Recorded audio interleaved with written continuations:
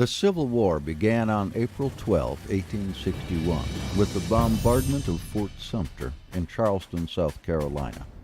Within days, President Lincoln ordered the blockade of all southern ports. Although the war would be largely fought on land, the survival of the South depended on the seas. Because the South had little manufacturing capacity, it needed to trade with Europe for weapons, materials, and medicines. Savannah, the largest city and port in Georgia, was crucial to the Southern cause, and a line of defensive fortifications was quickly planned for the city. Stout masonry forts like Pulaski and Jackson protected the main shipping channels, but Savannah was still vulnerable to attack from the maze of waterways that surrounded it. None was more important than the deep water of the Ogeechee River, which, if left unprotected, could bring Union troops to within 12 miles of Savannah. Coming up from Ossabaw Sound, the first high ground along the Ogeechee is a bluff opposite a hairpin turn called Genesis Point.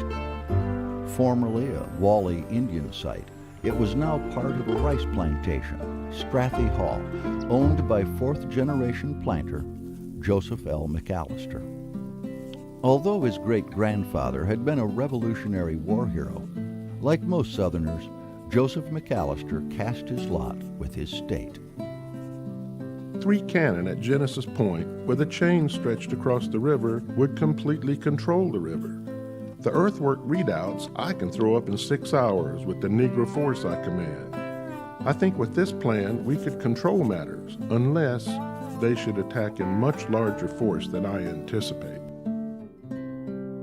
In fact, Major McAllister's thrown-up earthworks would encounter a much larger force than he or anyone could have anticipated, and would engage in a contest that would signal a new era in naval warfare. But its first years were as unexceptional as its construction. When it was built, the fort required little more than rearranging the existing earthen features of the bluff. Where excavation was necessary, the removed earth was used to create walls and coverings for powder magazines and underground bunkers called bomb-proofs.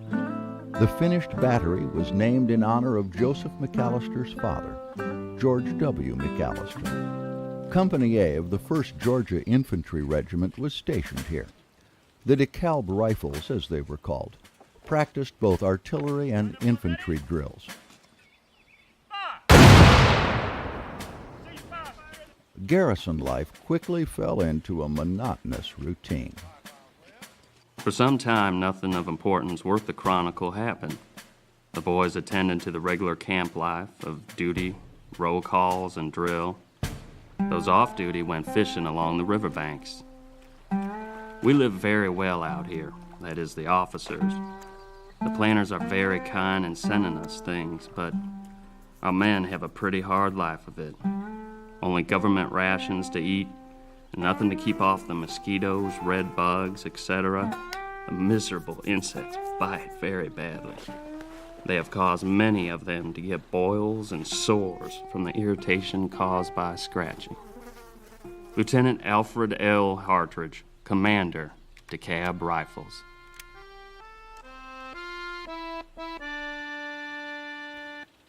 But the following year, the tedium of camp life would give way to an action that would bring worldwide attention to this small earthen fort.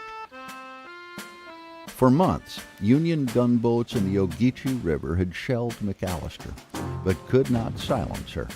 Finally, they decided to test their most advanced weapon against the fort's earthen walls. Earlier in the war, ironclad warships had proven their superiority in battles with wooden ships. Now the Union would try them against a land battery. In January of 1863, John Warden, who had captained the Monitor against the CSS Virginia, led an armada against Fort McAllister. Twice his flagship, the ironclad Montauk, engaged McAllister in artillery duels. Both sides fired with stunning accuracy.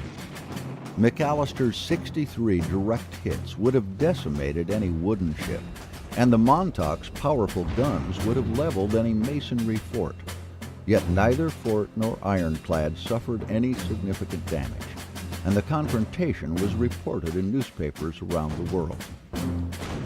The stalemate along the Ogeechee River finally was broken when the Confederate blockade runner Nashville, trying to sneak past the Union flotilla, ran aground just upriver from the fort.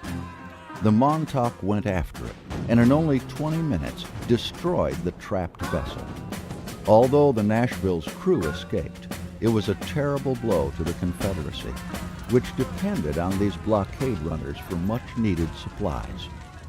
Despite this Union success, Fort McAllister held its own, and 1 week after destroying the Nashville, the Union Navy withdrew, never to try McAllister again. Without the Union threat, camp life again returned to a monotonous routine of drills, inspections, maintenance, and waiting around. In the fetid summer months, disease plagued the camp, and the bomb-proofs were converted to makeshift hospitals. The drudgery and tedium wore on the men. Many requested transfers. Some simply deserted. By the spring of 1864, with the war turning against the South, Fort McAllister began a plan of defensive improvements.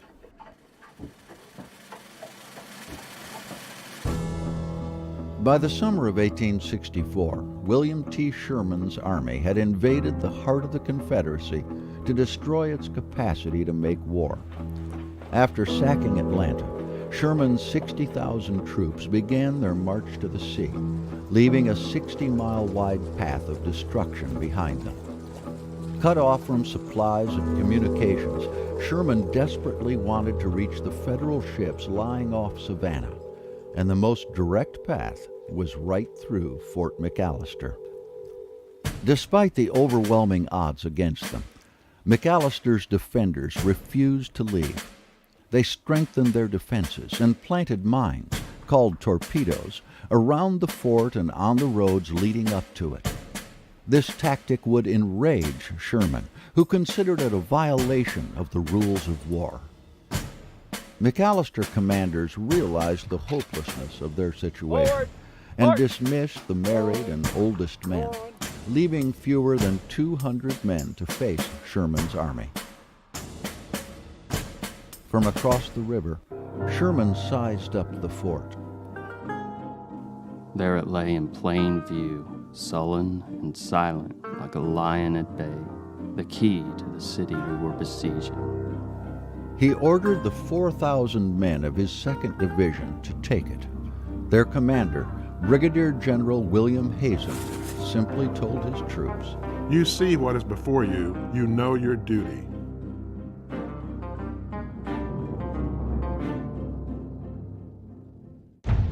At 8 a.m. on December 13, 1864, the first Union troops approached Fort McAllister. For most of the day, Hazen's men slowly advanced to just outside the range of McAllister's guns, while Union and Confederate sharpshooters exchanged fire. One Union general later remembered, It was indeed a grim struggle, and for some time it seemed to us across the way that the fort would win the day. It certainly deserved success for its unparalleled resistance. Soon, however, the fortunes of the day seemed to be changing in our favor. Our troops fairly swarmed about the fort. Soon our fellows could be seen firing their guns into the fort, evidently shooting down the cannoneers, until one after another, the heavy guns ceased firing, and all were silent. The sun was down, McAllister was ours, and General Hazen had won his 2nd star. 24 Union soldiers were killed, 110 wounded. Confederate losses were 16 killed, 28 wounded. Afterwards, Sherman wrote of his tour of the fort. Inside the fort lay the dead as they had fallen, and they could hardly be distinguished from their living comrades, sleeping soundly side by side in the pale moonlight.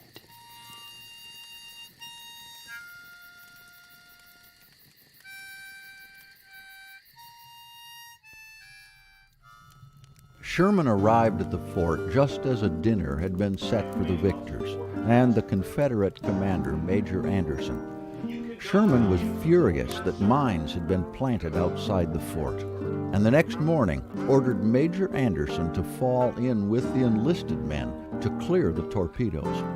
Anderson protested that it was an improper treatment of prisoners of war, but Sherman stood his ground. As the fort was being dismantled, Union photographer Samuel Cooley thoroughly documented the site.